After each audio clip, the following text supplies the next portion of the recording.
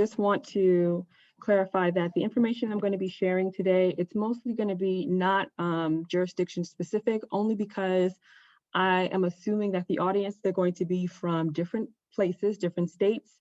And so I didn't want it to be information that I disseminate that is not applicable to where you live. So I did try to make the information as general as possible. But if you have any questions about anything that's jurisdiction specific, at the end of the presentation, I will be sharing my email address if you have any follow-up questions.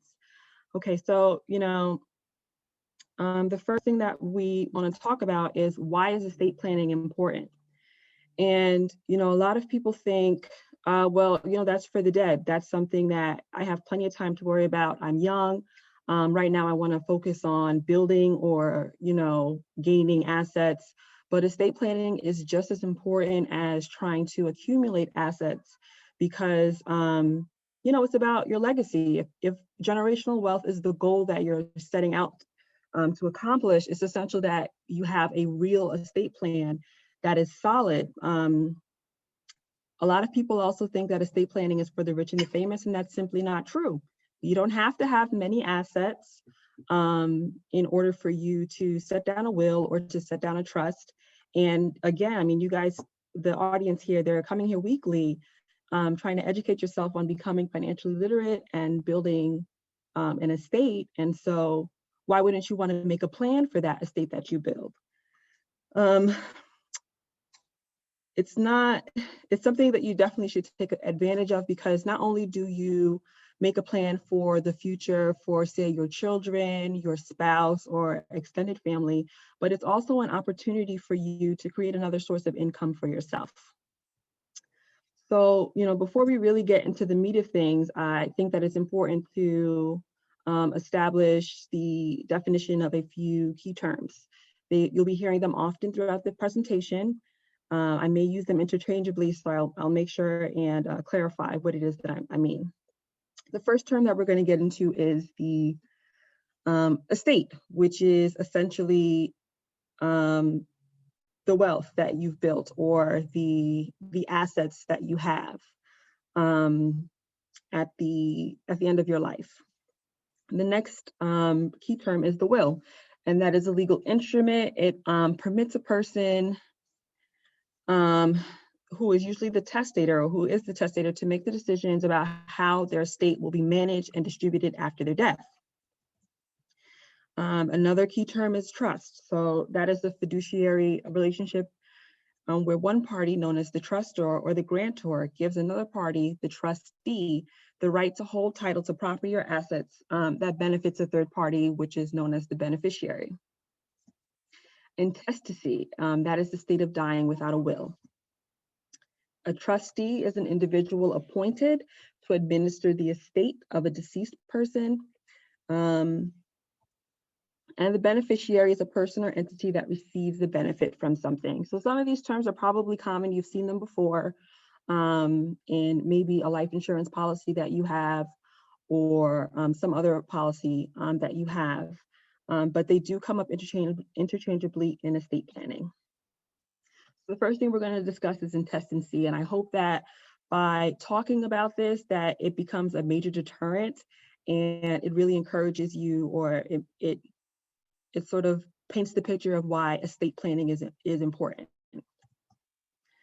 So intestacy requires the involvement of the probate court to resolve the net estate, and the net estate is the amount left for distribution to heirs after all debts, family protections, taxes, and administrative expenses have been paid. So all states have what's called probate laws, which is why it goes to probate court. And those probate laws, they'll outline the line of succession regarding who will inherit what.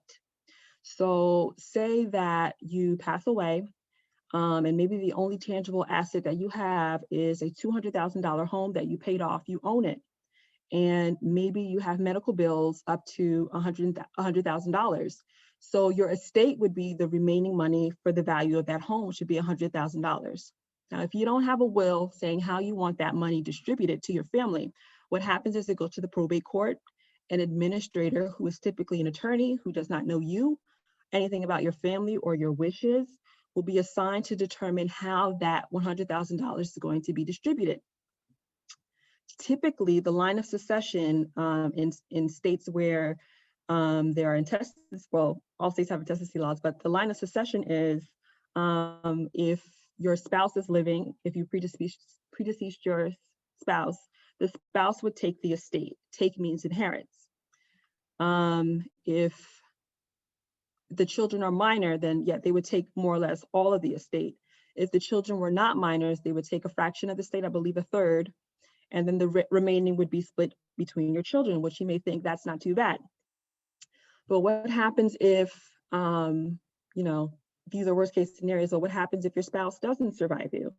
And your children don't survive you, or you don't have children? What happens is the remainder of your estate would go to your parents. And if your parents are not around, then it would go to your siblings. And if you don't have siblings or they're not around, then it would go to their children, the nieces and nephews. If they're not around, then it would be grandparents. If they're not around, then it would be your aunts and uncles, and so on and so forth. So essentially, the probate court is going to be looking for any relative who is living who would be eligible to take it. And say you have a horrible relationship with your parents, or you have a horrible relationship with your aunt and uncle or your niece and nephew, and these people inherit. It would be unfortunate to you that you worked hard, you paid off this home, you had this asset, and it went to someone you didn't even want it to go to. And an even worse case scenario is there are no eligible heirs, and then it escheats to the state. And when your estate escheats to the state, that means that the state is taking your money. So essentially, the state inherits your estate. And that is not an ideal situation. Again, if you've worked hard throughout your lifetime and ultimately it ends up in the hands of the state, you know, what was it really for? And so that's the reason why estate planning is important, because, you know, if you pass away intestate, you really have no say in how your estate is settled. So now we're going to talk about wills. Now, a will requires the involvement of the probate court. And what you'll notice with the slides is that I do give an indication of which instruments involve the probate court and which ones do not. And I will explain a little better why that's important that the probate court is involved later on in the presentation. So, you know, the first thing to know is what information is commonly included in a will. It's going to be information about the testator, which is the person who creates the will.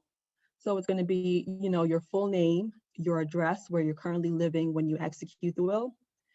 You're also going to name an executor, who is the person who, when you pass away, they will be in charge of making sure that the estate is settled or distributed in the way that you intended based off of what you have written in your will. The next thing you want to include in your will, especially if, of course, if you have children, that includes adopted children, is who will be the guardian of your minor child or children. The next thing that you would want to include is the designation of your assets. And that's basically the point of the will, is to really leave instructions for how it is that you want the estate to be distributed. And finally, something that people don't think about, but is also important, is exclusions. And that is to say, so-and-so will not inherit a thing. And that can be important because sometimes people may be under the impression that they're entitled to something or that they were going to inherit something. And if you don't make that clear in your will, they can always contest it. It can tie up your estate. It can make the process of settling the estate take longer than it should. And, you know, if your intention is to provide for your family after you're gone, and this person has essentially tied up your estate because they believe that they're entitled to something that they're not, a simple exclusion would make it very clear that they have no right or no standing at all to even, you know, attempt to contest your will. So you want to include at least those basic bits of information as it applies to you. So when it comes to designating your assets, you may be wondering what kind of assets can be included in the will. And frankly, virtually anything can be included in the will. So it can be high value assets, it can be personal property, anything. It can be things of sentimental value. What I would say with regards to that is with personal property or things that have sentimental value to you, instead of explicitly including it in your will, the best way to designate those items to your loved ones is to include what's called a letter of instruction as an attachment to your will. So a letter of instruction essentially says, I would like this item, say my baseball card collection, to go to my son, or you know, my grandmother's china, I would like it to go to my daughter. For those personal items, you can always put that in your will, but put it in the letter of instruction so that it's clear who inherits those small things. But maybe for something larger like a home or an automobile, you would include that generally within the body of your will. The letter of instruction can also be a way for you to include your desires for funeral arrangements. So funeral arrangement information is not typically something you would include in the will, but the letter of instruction is a great way to express what your final wishes were for how you would like to be put to rest.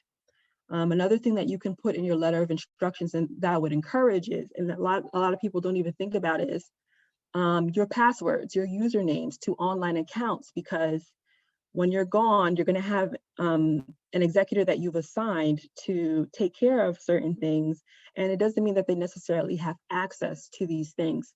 So, you know, your online bank account, you may want to leave the username and password, or your social media accounts, if you would like them deactivated, instead of having to go through petitioning them, providing a death certificate, et cetera, to prove that you're no longer here. You can just have the executor of your estate log in and deactivate for you, if those are your wishes. So those are things that would be an addendum. They would go in the letter of instruction. They don't necessarily need to go in the body of your will. Assets that should not be included in the will are anything that has a beneficiary name. So 401k accounts, life insurance policies, they don't need to go into your will because it's already assigned or obvious that there is a designated person who will be expected to receive the payout for the benefit. So another thing that I'm not even sure if people are aware of, is that if you have bank accounts, there's typically a way for you to do what's called a POD, or like a pay on death, where you would essentially name the beneficiary for your bank account. So if you were to pass away, all that would need to be done is provide the bank with a copy of the death certificate, and whoever is the beneficiary on the account would get the payout of the balance on that account. And so if you are aware of that, and you've done that with some accounts, I know I've done that with some of my accounts, then you know, you don't need to name that bank account necessarily in your will, because it's already understood that upon your death, the proceeds of that account will go to the person or persons you've designated to benefit from the account.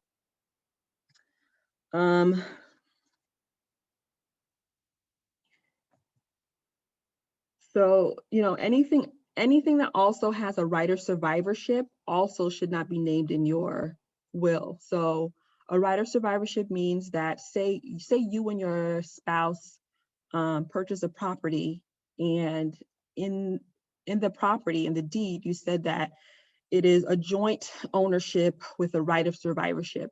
That right of survivorship essentially means that if one person passes away, the other person would fully own the property. And so if that's the case, there's no need to put it in the will, because the understanding is upon one of the parties' death, the other person named as an owner will have fully inherited or become owner of the property. So there's no need for it to be included in the will. So what about conditional clauses? So, you know, with conditional clauses, a lot of people think of maybe movies where they say, and so can take, but only if they marry this person. Conditional clauses are acceptable in wills, but typically if it means that it has to compel the party to do something that it is either illegal or would require some sort of legal action, typically related to marriage, then that's a no-go. So you can't say, and to my daughter, she may have my vintage Ferrari, but only if she marries a Nigerian man. That would be struck from your will. It would have to be conditions such as, based upon her reaching a certain age, based upon her finishing college. So you can make conditions that encourage something for the well-being of somebody, but it can't be so restrictive that it may impact like a major portion of their life. So with that in mind, we're going to move forward with trust. So trusts in any form do not require the involvement of the probate court. I know a lot of people think about trust and think, well, why are we talking about this?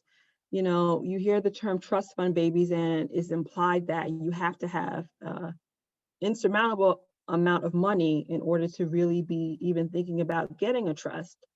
And it's a very common misconception that it is only for the rich and the famous, but even the common man can benefit from a trust. There are two different kinds of trusts. One is irrevocable and the other one is revocable. And each of them have their pros and cons. We'll start with what is an irrevocable trust. So an irrevocable trust is a trust where the terms cannot be modified, amended, or terminated without the permission of the grantor's named beneficiaries. So it means that once you create an irrevocable trust, the only person who can give permission to have anything about that trust changed is the person who stands to benefit from it. So even though you've created it, you essentially have no say. Whatever goes into that trust is no longer your property, is no longer, in your control. And so the other type of trust is the revocable one. It is a way more commonly used one. And again, it has its pros and cons. A revocable trust is a trust where provisions can be altered or canceled based on the grantor during its life.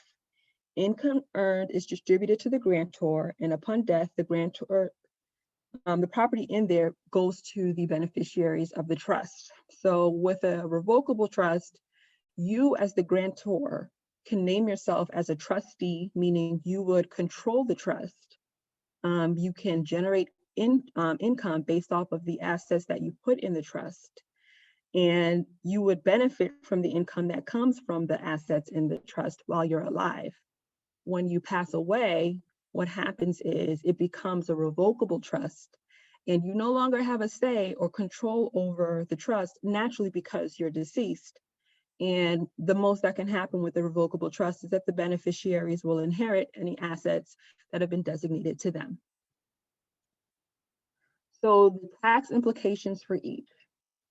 With an irrevocable trust, it can relieve tax liability, right? So with irrevocable trusts, the assets that are generated, typically they're not taxed up until if the assets are worth $11 million or more.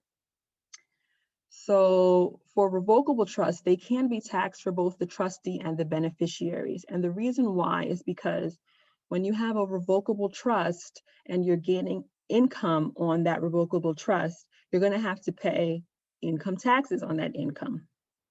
The good thing is that you're not going to be doubly taxed. So with the revocable trust, the tax identification number for that trust is your social security number. So it's essentially you, the individual, being taxed on the income in that trust. And again, because you control it, that's the reason why it's susceptible to that, because it's essentially an instrument or a tool that you've created to generate income, sort of like what an LLC would do, but it's the property is in trust. And so you would be taxed for any income that comes in. And then for beneficiaries, when they inherit, depending on what the asset is, they may be susceptible to estate taxes. So how are trust funds funded? Assets in the trust have to be deeded or signed over to the trust. So anytime you acquire an asset and your intention is for that item to be a part of the trust, it needs to be in the trust's name. If you acquire it and it's in your name and you have the intention of it being in the trust, but you've never transferred it over, it's not in your trust and it will not be considered so when you pass away. So say you have a home, the easiest way to deed it over, if you already own it, is to create a quitclaim deed and put the trust as the new owner of the property. And if it's a rental property, the income off of that rental property would be going into the trust. You can do as you please with the income. But again, if the trust is not named as the owner, then it is not in the trust. And I mean, you can do this with your 401k. You can do this with life insurance policies. You can put almost anything in a trust, and we'll cover that next. But you want to make sure that it's in the trust's name or else it's not a part of the trust. And that's in either an irrevocable or a revocable trust.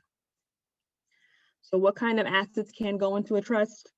Cash accounts. That includes certificates of deposits, savings accounts, checkings accounts. With certificates of deposit, the best way to transfer it into a trust would be to wait until it matures, because if you transfer it into the trust prematurely, it's possible that you would be responsible for penalties on the certificate of deposit. You can also put non-retirement investments and brokerage accounts into your trust, stocks and bonds in certificate form, personal property such as art, business interests, as well as real estate. What I'll note with business interests is it depends on the kind of business or the setup of the business. You know, how you're going to want to do that. If it's a sole proprietorship, it's really not that difficult to put it in the trust, because you as a sole proprietor can do that without there having to be any sort of consensus in transferring it over to the trust. But if you have, say, a partnership or an LLC, you do need to have, if there are multiple members in the LLC or there are multiple members in the partnership, you do need to have a consensus with the other members about how exactly your interests will be transferred to the trust, whether or not you're going to be reserving your right to vote, or whether or not the trust will have the right to participate in the LLC. So those are things to consider, but it doesn't rule out, putting that business interest in the trust. And again, if you have beneficiaries, say you have an LLC and you want your children to inherit shares in the LLC or a business, or you want them to, inherit the business, essentially, putting it in a trust is one way for them to ensure that they are going to be able to take if they're interested. Can the conditions be imposed? Of course, conditions can be imposed in trusts. It is similar to wills, where if the condition prompts the person who is inheriting to do illegal activity, it is not going to be advisable. But the things with trust, and I will get into that in a future trust, in a future slide, is that the oversight for how a trust is settled is a little bit different than the oversight for how a will is settled. And so the reason why you need to be very careful about the conditions imposed on a will is because there's a lot more oversight. But in a trust, you may be able to get away with more. And I have seen more interesting conditions put on trusts, like matching salaries.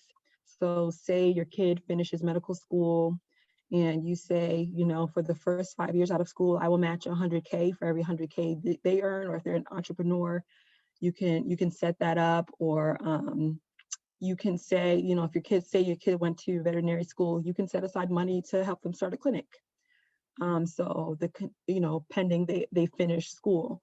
So, the conditions that are imposed in trust, they are a little bit more flexible. But again, you never want to put in a condition that would prompt illegal activity. Okay. So with revocable trust, one of the pros is that there are different versions you create. There are a number of different trusts that you can actually start their charitable trusts. The one that I would like to highlight, though, is one that is called a spendthrift trust. And the reason why I want to highlight that is because I think that is probably one of the more useful trusts aside from just the common or run-of-the-mill revocable trust. But with a spendthrift trust, what happens is you're putting money into the trust, or you're putting assets into the trust, and then you are appointing a separate trustee or a separate person to control that trust, and you're naming a beneficiary. And the reason why it's spendthrift is because the trustee that you appoint will essentially use their discretion to distribute the assets in the trust for the benefit of the beneficiary. So say you have a child who you want to care for, or somebody that you intend that you want to care for, but you believe that they are not responsible with money. A spendthrift trust is something you may want to consider for them, because what happens is they can say, hey, I want $500,000 to buy a yacht. And the trustee is going to make the decision whether or not that money is going to be distributed based off of what it is that they need. Another good thing about spendthrift trusts is that they are protected from creditors. So with the exception of child support payments and alimony payments, but again, this person is irresponsible with money, and you believe that if they were to inherit a large lump sum of money, that they would not handle it responsibly, a spendthrift trust may be something that you would want to consider for that individual or individuals, to make sure that they can maintain themselves for longer than they would if they just got that lump sum on their own. Another pro of a revocable trust is that you can alter it as you see fit. So you can take assets in and out as you please. I actually see this quite commonly where I work, where sometimes to initiate a lawsuit, at least in the state of Connecticut, you cannot represent an entity. You can't represent something that is not a person. And so if the court discovers that that person has property in trust or something like that, what they'll do is they'll quit claim it out to themselves so that they can move on with their business and represent themselves, as opposed to having to hire a lawyer to represent the trust.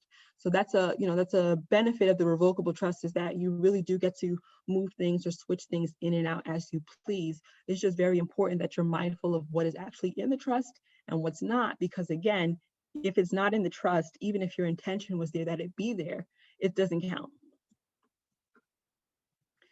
Another pro of revocable trust is it can be a source of income during your lifetime. So again, say you get into real estate and you are renting out commercial or residential property, and you are taking in that income.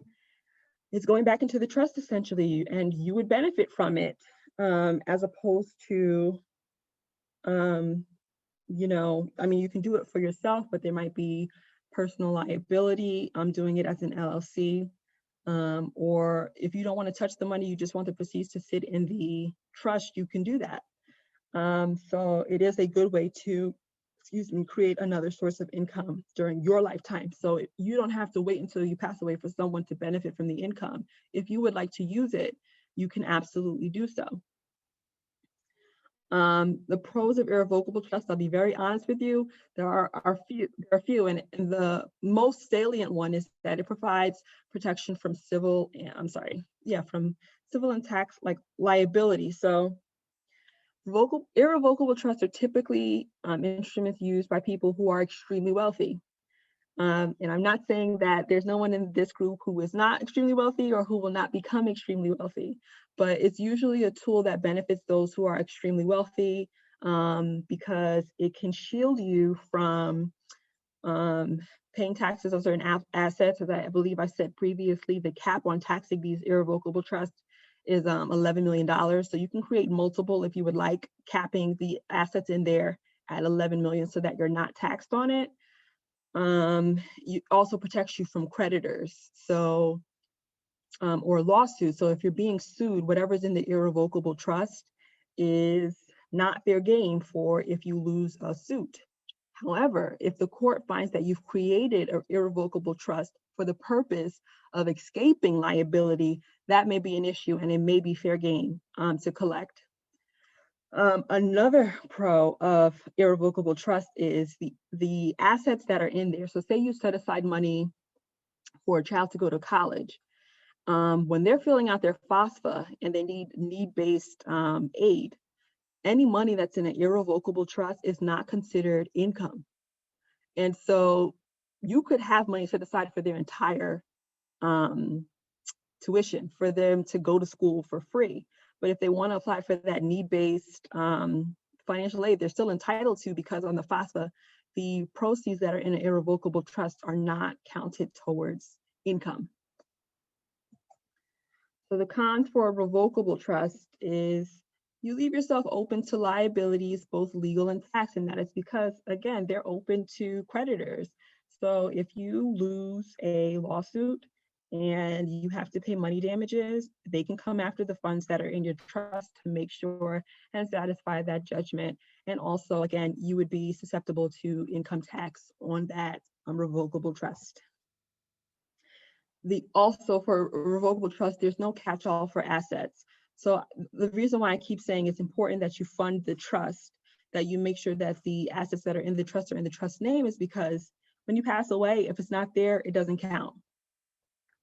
So there really isn't, you could have started a trust and never funded it, and you pass away and there's nothing in the trust, nothing's going to be done with it. Those assets that you intended to put in the trust, if you don't have a will, you're going to be considered intestate, and the court is going to determine how your estate will be distributed. So the cons for the irrevocable trust is that you're restricted in how you can use it. And again, I'm not saying that it's not something that you should consider, but it is something that is much more complicated because it's harder to amend or change and get out of. If you decide that you want to move forward with an irrevocable trust, I would strongly encourage you to have legal consultation and have an attorney assist you with drafting it up. And of course, the con is that the grantor loses control of any assets placed in that trust. So once it's in the irrevocable trust, that's it. There's no moving it around. There's no getting it back. That's where it stays.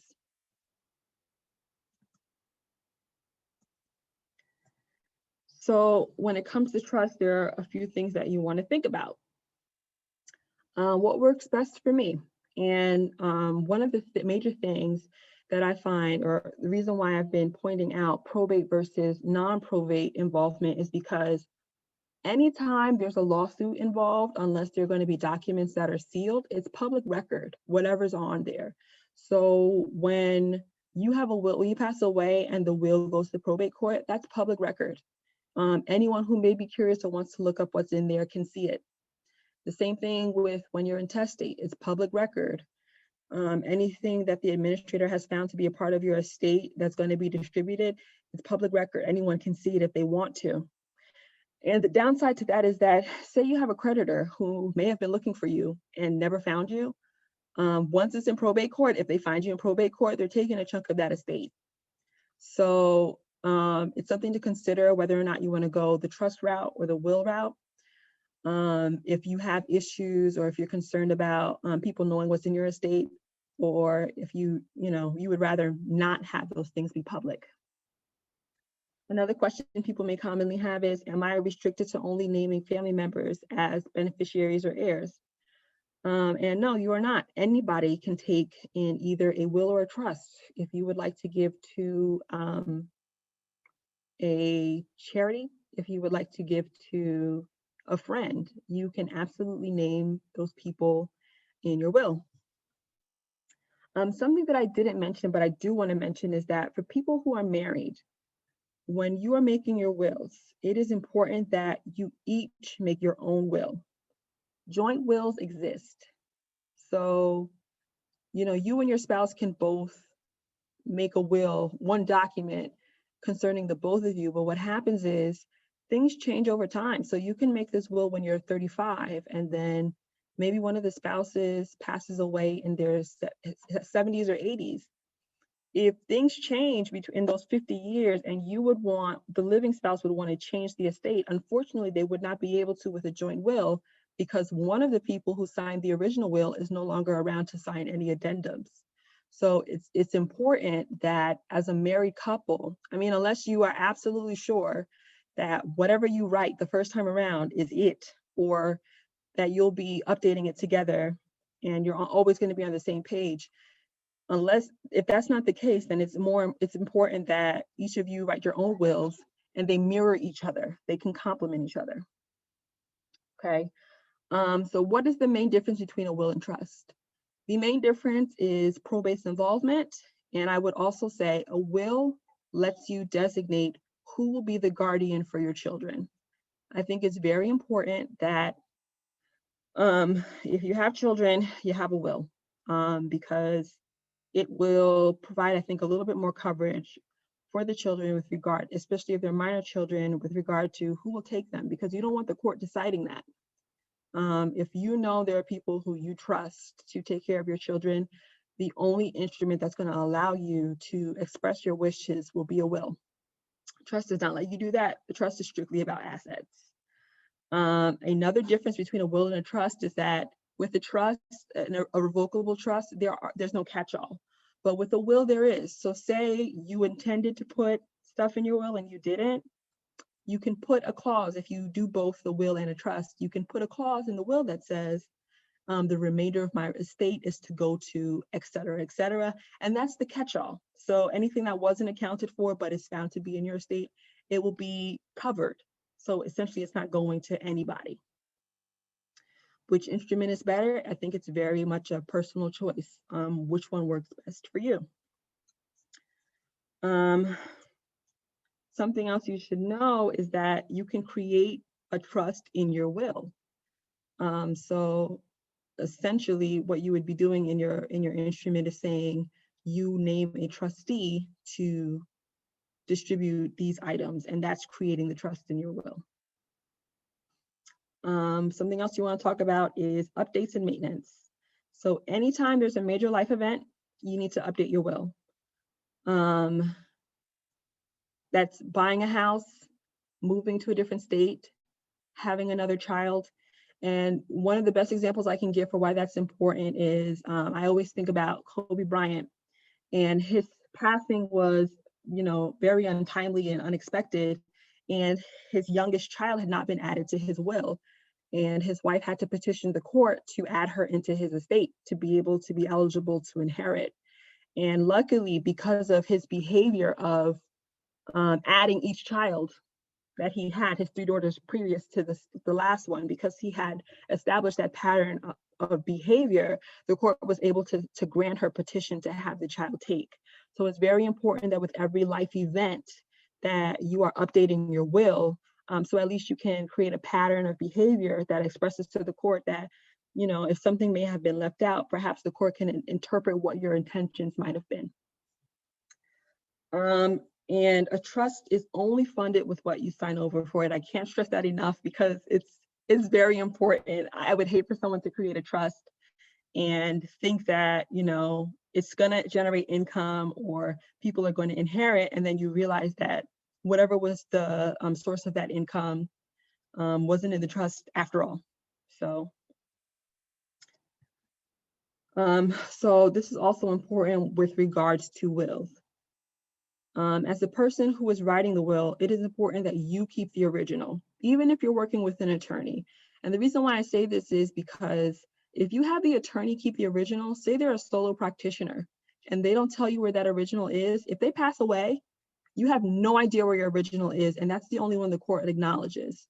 Copies can be kept to show your intent, but it makes the administration or the settling of your estate a little bit more difficult if the original is not available.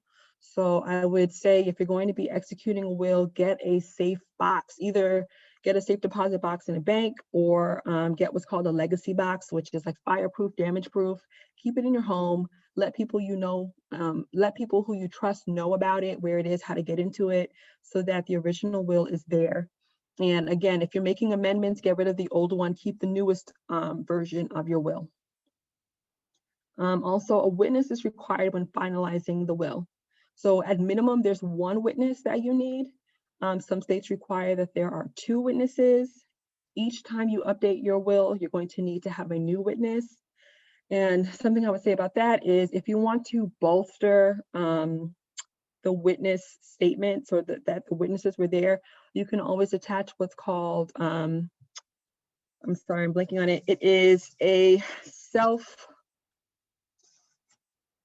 self-proving affidavit. My apologies. It's a self-proving affidavit. And essentially what that is saying is that's the witness having a notary witness that they witnessed the signing of the will. It sounds like a lot, but what happens is the reason why you have witnesses sign a will in the first place is because one, they're supposed to be there to assess your state of mind, to say that you are of sound mind when you executed your will, and two, it's to say that they were there when you signed it.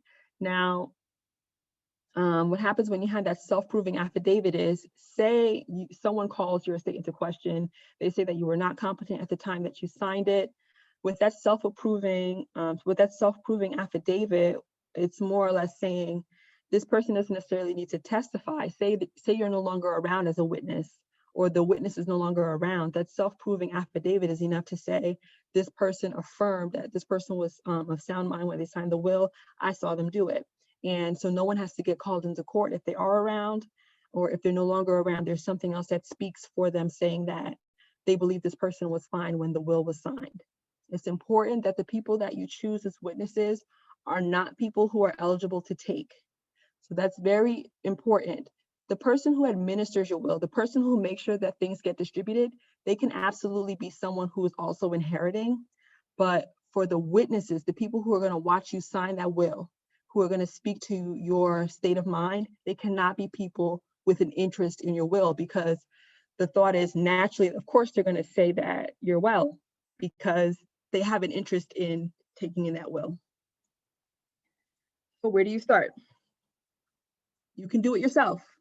There are tons of templates online. If you believe that your estate is very simple and small, there are tons of estates. Example, there's templates online where you just fill in the info. Get your witnesses, take it to a notary, and hold on to the original. That is with both wills and with trusts. The alternative is you can use an online resource such as LegalZoom. With LegalZoom, they will draft up the will for you, and I believe if you pay an additional charge, you can get the advice of an attorney. Anytime that you have questions, I am not promoting them. I personally have not used them, but that is my understanding of the services that they provide. And then another avenue would be to contact your local bar association for a referral. And every city has a bar association, and you can either speak with an attorney for a nominal fee for about 30 minutes and get some advice if you have questions, or if you believe that you would prefer to have the attorney take care of it for you, then that's how you find your attorney. There are some people who are looking for, to promote Black business, and you absolutely can do that. There are minority bar associations for cities as well, so you would need to contact them to see if they have referral services.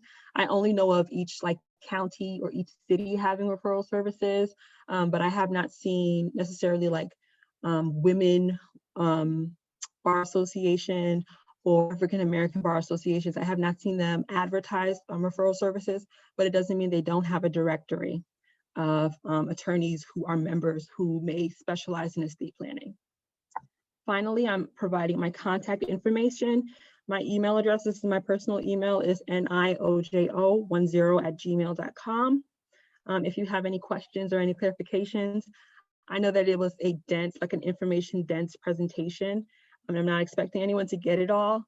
I am happy to take questions after this, and I'm also happy to open the floor now to questions.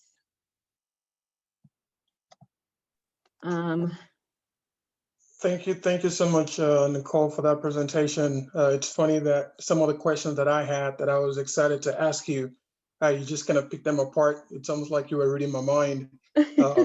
So thank you for a well thought out presentation. I do have a few questions, and I think there are some questions also in the chat room. So I'll start with the ones that I have on my list, and then I'll jump to the chat session. So any advice on getting African parents, or even some of our peers that, don't want to hear anything about will just because it seems like such a taboo, right? In our So community. What advice do you have, for parents? I'll be very honest with you. I'm still trying to get my parents on board for a will. I think it's one of the most practical things that you can do.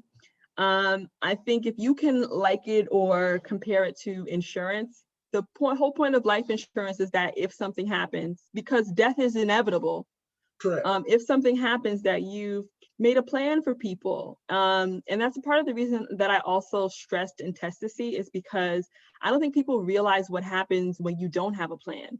I think people just feel like, oh, well, I told you that you can have this, so you can have it. And, I think the best way is to try and encourage your parents. I know it's hard because my parents to this day are still telling me where things are, as if that matters. And I keep trying to tell them, like, you need to estate plan, you need to get a will. I think it's important that they truly understand what the process is, and, that it's better to have a will than to be intestate. Correct. And I think also maybe because some of the procedures is lost to them, they don't know how to go about it, and that becomes its own issue. So the other question that I have is, and you mentioned this earlier as well, as far as having beneficiaries in your financial account, and also, having things written in your will. What happens when you have conflicting information on both documents? So that's the thing, is that whatever you put in your trust, you should not put in your will. And whatever you put in your will should not be in your trust. They sort of cancel each other out. Right. Whenever there's someone designated to inherit, then there's no need for it to be anywhere twice. So what happens in the event that, maybe you just forgot and you accidentally added something that's already structured in your will also in the trust? How does that play out in the legal sense?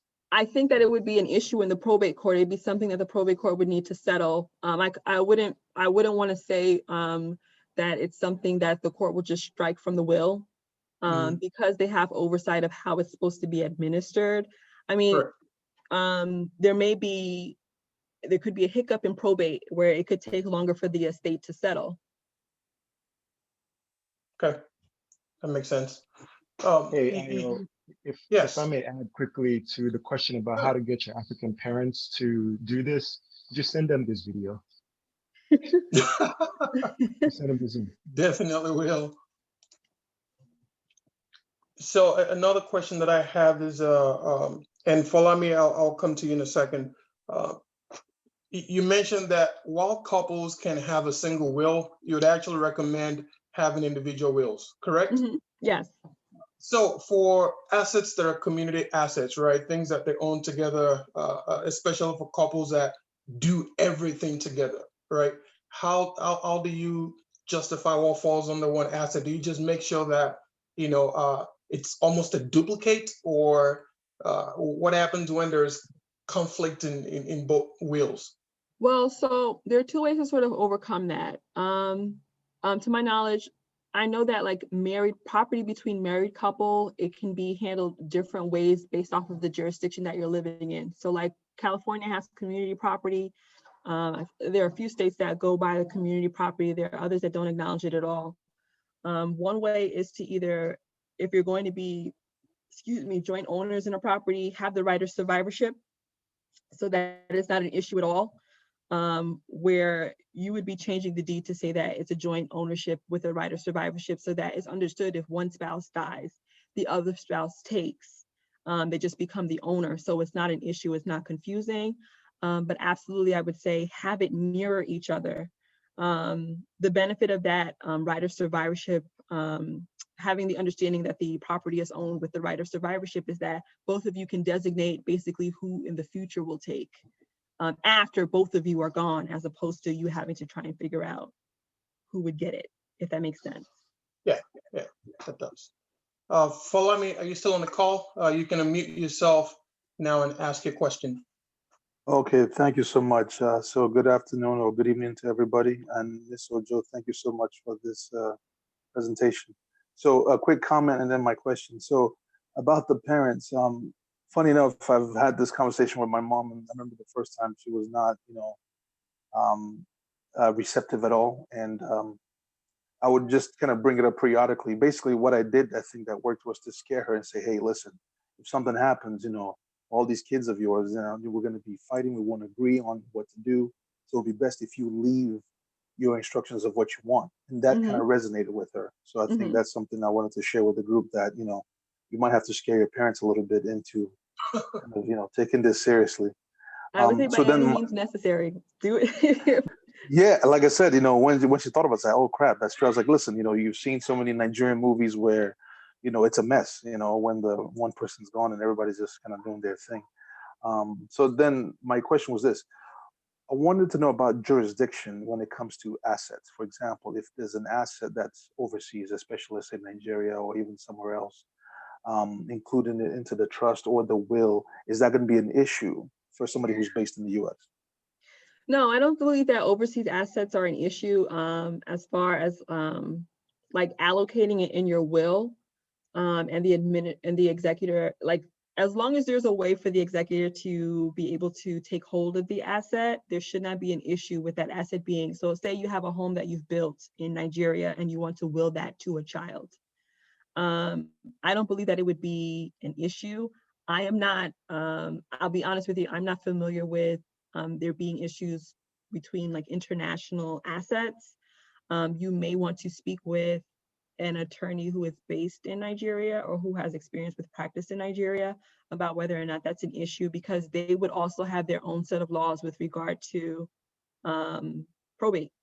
So it may not be an issue. I wouldn't see why not, as long as the person who is in charge of your estate is able to take hold of that asset. So say you have the deed. I'm sorry, I'm not familiar with real estate in Nigeria, but if you have some sort of document stating that you have ownership of it, the administrator should be able to take care of it. All right, thank you. All right, so there is a few questions from Ayo Akiyemi, and I'll read them out. And Ayo, if you want to just stand by in case you have any follow-up questions. So the first one is estate planning fees tax deductible? I'm sorry, could you, estate planning fees? Yes. Is it tax deductible? No, I don't believe that it is. Are you talking about the fees for an attorney to consult with an attorney? I would assume that's what he's referring to, correct? No, I mean, that's the attorney's fee. So I don't believe that it's, I don't believe it's tax deductible. Okay. So the second question on this list is, if income generated by a revocable trust sits in the trust account, is that income itself taxable, even when not disbursed to the guarantor or the beneficiary? It is. It's like you having money in a savings account. Okay. Like it's like you earning money, your regular income, and then putting it in a savings account. The fact that you've earned the income is why it's taxable.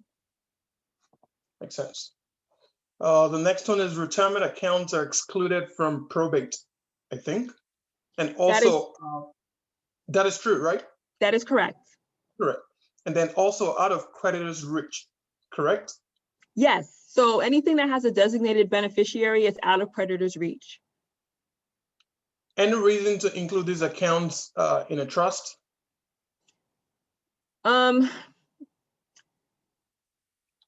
So, I mean, as far as like your 401k, it could be, I honestly, like, I think it's really a toss up. So in any of these accounts, there are always going to be penalties. It depends on what your intention is in putting it in the trust. There are always going to be penalties faced in. I think if the trust is the owner, as opposed to you, the individual being the owner, you may not be susceptible to the same penalties. So say you put your 401k in the name of the trust and you want to withdraw prematurely. I can't say that the implications of you doing that withdrawal via the trust is going to be the same as if you, the individual, withdrew money from your 401k. So again, I mean, it's like starting the lawsuit essentially in court. You as a person is different from this trust, which is an entity. So the rules are a little bit different. Correct. Okay. So the next question is briefly discuss domestic asset protection and the price range. Domestic asset protection, meaning? I guess regarding trust and the price range.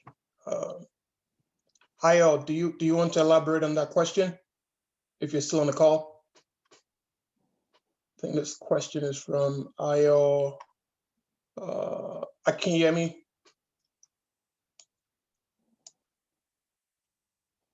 All right. Well, is maybe you can unmute yourself, by the way, if you're still on the call.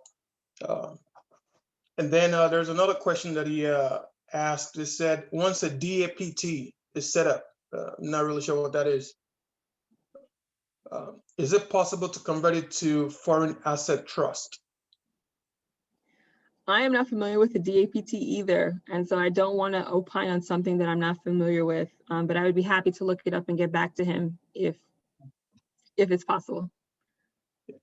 Yeah, so I think I kind of went through all your questions. If you're still on the call and you have a follow-up, feel free to unmute yourself and ask the question. So I think one of my last question is, trust is something that's not very common, right? Our parents know will, even our peers, everybody knows what what a will is. It's the instructions of what to do when you're gone, right? And trust kind of plays a similar role, right? But like you mentioned, there's revocable trust and irrevocable trust, and I think that revocable trust kind of lend itself more to a will where once you set it up, you don't really have any control over it, right? It may help with taxes. But the revocable one, and I guess for most of us, might be a better option for now, since we're still trying to gather that wealth, but still want the ability to, the flexibility, I guess, to be able to make changes whenever necessary, right? What would you say to, I guess, explain the benefits of an irrevocable trust? Or is that something that we should completely just, put away for now and then maybe come back later? But is there any benefit to even consider that now? Again, I think the real benefit of a revocable trust is the protection from creditors and tax liability. But it's just a difficult thing. Say your only asset is your home, or it's an investment property, and you put it in the revocable trust, and then you run into something where you need to take it out of the trust. You can't do it. So unless you have a massive amount of assets, I don't believe that it's really worth it, because I just think it's more trouble than it's worth unless you are looking to shield a massive amount of assets from creditors. I mean, there are other ways, I'm not going to go into it, but there are other ways to evade creditors if that is the concern. I just don't think a revocable trust is really worth it unless you're talking about large scale, high value assets. So if you need to, so for whatever reason, you accidentally set one up, I know that's kind of far-fetched to accidentally set one up, but say for whatever reason you have an irrevocable trust, right? You can't really do anything to it. What do you have to do? Do you have to go to court, to probate court, to really, petition making changes to it? Right. So, I mean, if you have a irrevocable trust and you find that you want to try and get something out of it or try to change it, I'm not saying that it's impossible to do it, but I'm saying it is typically a hurdle. You would need to file to have the court consider it, and then based off of the reasons, they would need to be compelling for you to take it out. I mean, usually the court standard is going to be something high. It has to be a serious mistake or misunderstanding. Mere ignorance or, saying I didn't know is not going to meet the court standard. They're looking for like a fundamental issue with the creation of that irrevocable trust in order for them to change it. You can also try and change it by, it's sort of like making an amendment to a will.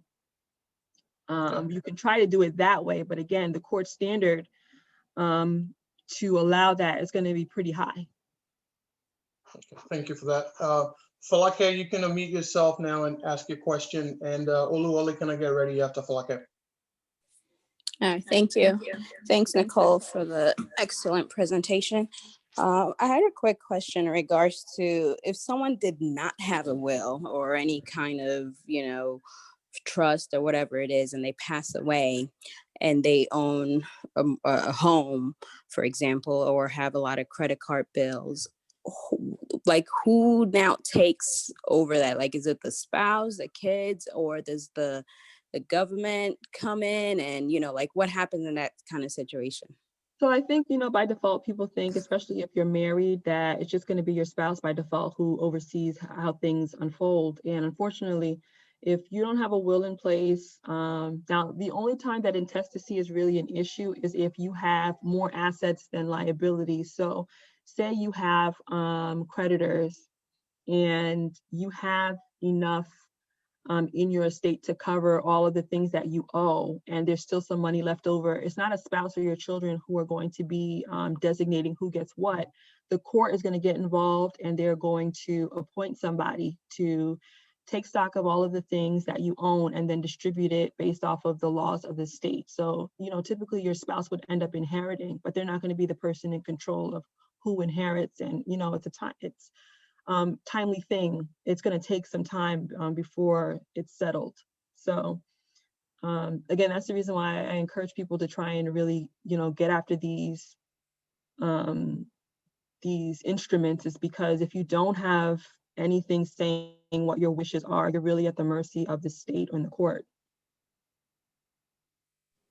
Thank you. Wally, you can unmute yourself and ask your question. All right, thank you. Thank you, African Business Club, for all these wonderful presentations. And I want to thank Nicole for giving us this gem. My question is, would you suggest that one gets a new tax ID for the trust, or is is it okay just going with your regular taxes that you file with your CPA, or would you suggest that we get new tax ID for the trust? So if it is a revocable trust, you do not need a new tax ID. Your social security number is enough. So the trust is essentially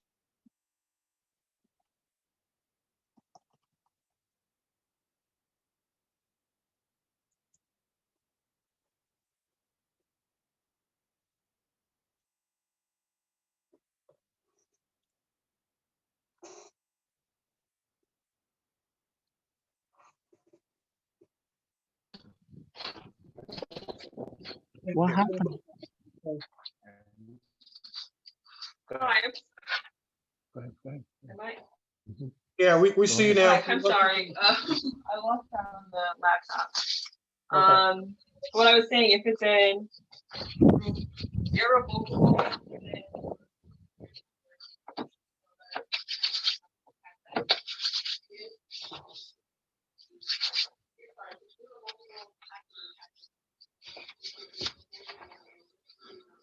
We're still having some difficulty in hearing you, Nicole.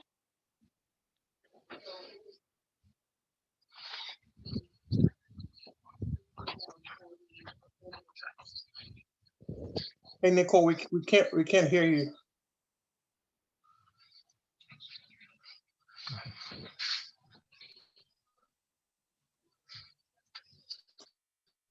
Go ahead. I'm not sure. Can you hear us? Yes, I'm sorry, yes. Okay. Yeah, we couldn't hear you for about 2-3 minutes, so I don't know if you want to repeat yourself. So I was saying that if you are using a revocable trust, your social security number is the tax identification number. You do not have to get a new one. You would basically be claiming the income on that trust like you would with the income that you claim from work. So there's no need to get a new tax ID number for that. Your social security number is enough. if you have a irrevocable trust, then you would need to get a tax identification number. Thank you. Did that answer your question, Luale? Oh, absolutely. Thank you. Thank you. Okay. We have someone else with a question. Funshaw, feel free to unmute yourself. Hey, Nicole, thanks once again. So here's the question, right? Let's say you have $500,000 in your 401k, right? And you've been told to designate a beneficiary, but you want to decide how the money is going to be divided between maybe your siblings, right? So how does that work? So do you just not put the beneficiary and just make that done on your will? Or do you still do a beneficiary and just put in your will that this is how you want the money to be pretty much spent amongst the siblings? So your 401k you should be able to designate a beneficiary on the 401k. If you're able to do that, you'll likely be able to designate multiple people. And so it's either you do that, you designate each sibling and say, that they take evenly in whatever portion of the 401k. And if you want to put the remainder as somebody else, you can. Typically 401ks do not go in wills because there's supposed to be someone designated as a beneficiary. So it's either you name the trust and you put the funds into the trust so that when you pass away, it will be paid into the trust, and then you can distribute from the proceeds there in the trust. Or if you're trying to put it in your will, there really isn't a need, just designate the beneficiaries. Okay, thanks. Cool. Thank you so much, Nicole. This was very informational. You would think a topic, talking about wills and trusts would be this interesting. So thank you so much. Thank you everybody for joining again, and I'll hand it over to Dorian to close us out. All right, thank you so much, guys. Thanks, AJ. Nicole, thank you so much for that wonderful presentation. I learned a lot. Some things I didn't even know. It's great that you made it very simple. So I really appreciate that. Before we go, we usually do have a common sense finance tip. So like they say, common sense is not so common, right? So common sense finance tip is just something you think everybody should be doing, and it's not so common, but it will help. So if you can just give us one, that would be we really appreciate it. So my common sense finance tip would really be that the devil is in the details. So in whatever it is you're doing, you need to be sure that you're very thorough in your review of what it is that you're doing. So when you're making this will, you want to take a thorough review of your assets to make sure that everything is accounted for. And of course, you have the ability to have that catch-all clause in it that covers anything that's not covered. But with a trust, you have to be a little bit more thorough. So it's very important that you pay attention to the minor things and make sure that you're very clear and explicit that you want. And that's not only in estate planning, that's in anything. That's the common sense. It's common sense to be as concise and clear as possible. Thank you. That was great. I like that. Be clear, be thorough. That's just like you said, just in everything we do, it's just some things we overlook because we think, oh, I got it, or or you can say, oh, I'll be fine, and then God forbid tomorrow something happens to you. So thanks for that. Before we close, I just want to say thanks to everyone that joined us today. Thanks to our speaker, Nicole. That was a wonderful presentation. Once again, this is African Business Club. Our goal is to normalize financial literacy and promote collaboration and sharing of information among Africans. So please join us. Usually we'll upload our this conversation on YouTube. We have a YouTube page. If you go on YouTube, African Business Club. So please subscribe to it, like, and share. You can watch our past discussions. A lot of great information. I usually go back myself and just listen to some of these conversations. And I would just say, please, when you do them, please take action on something that resonates with you. You probably won't like all of it, and not everything will resonate with you, but whichever part of it that resonates, please take action on it. Reach out to any of us. We have the Discord app, where if you've not joined our Discord app, I really encourage you to join us. We share information on that app every day. Like, I learned so much from it. So whatever information you get from there, just reach out to anybody on Discord app, on our Discord app, and people are always willing. And I'm very surprised to see how much Africans and our community are willing to share information. So please join us on Discord. And this Tuesday, we have this our session called Talk to Us Tuesday.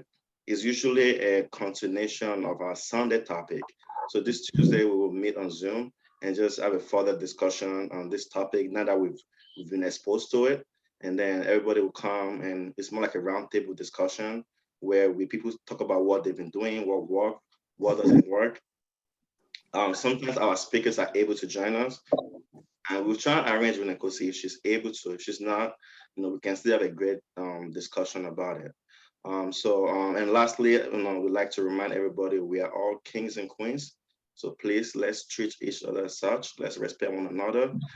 And before we close out today, I would like to introduce everyone to the president of African Business Club. His name is Funsho. Some of you might know him, some may not. But since it's our last session for the year, so I figure we bring him and he can introduce himself and tell us what we have for next year. Hey, Dwayne, thank you so much, and thanks everybody. So I'm not sure if everyone knows, but this also like a simple idea, or let me call it a dream from Dwayne last year. And for March 1st this year, we had our very first session. It wasn't even a Zoom session. It was one of those phone conference calls.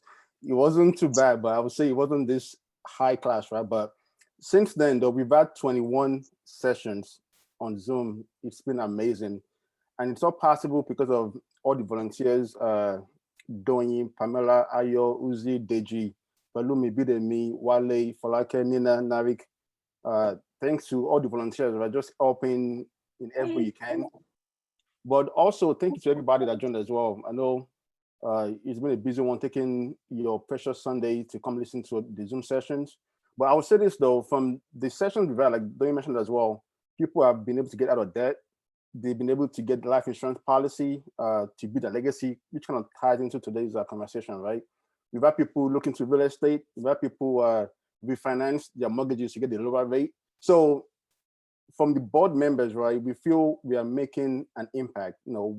Every single session, people are taking action to better themselves, their families. So even if it's just one thing, just take action on one thing, right? It doesn't have to be every single thing that's been discovered. Just pick one and just go for it. So the goal is not, is not done yet. So the mission continues, right? For next year, we have pretty much a big lineup coming up as well. I know we already have topics planned for the fourth quarter of next year. So from January to March, we already have people assigned for topics. So there's going to be some major discussions, right? So please join us. The next one should be January 10 on Sunday will be the next session. Please invite your friends, your family members, just get people. Our goal is for next year will be to also expand the club membership, right? So we want to get more people to kind of buy into this vision, to normalize financial literacy, right? To network more, to collaborate more. So please share with your friends and family, your siblings, with everybody, right? And just let's get this word out there. People need this information, right? So let's keep pushing it out there to get our folks on the same page, right? And one last thing I'm going to say, there should be a survey coming out that would ask you guys to please complete. It's for us to look for ways to make the club better. So if you have any ideas, any feedback, or any speakers you want us to bring on for next year, a survey should be going out today, I believe, that if you can please fill out the surveys, it's going to help us make improvements, make things better, and keep adding value to you guys. It's not our club, it's not one person, it's for everybody. Our goal is to add value to all the members. So thank you once again to everybody. Thanks for joining us, and have a blessed holiday season. Merry Christmas, Happy New Year. And we'll see you on our next session, January 10th next year. Thank you all. Thank you, guys. Happy holidays. Merry Christmas. Thank you, guys. Coconut chop rice and jollof. Go to Spice, Heritage Spice, all the way. Make it happen. Thank you, Nicole. Really appreciate it. Thank you guys for having me. That was awesome, Nicole. Thank you so much.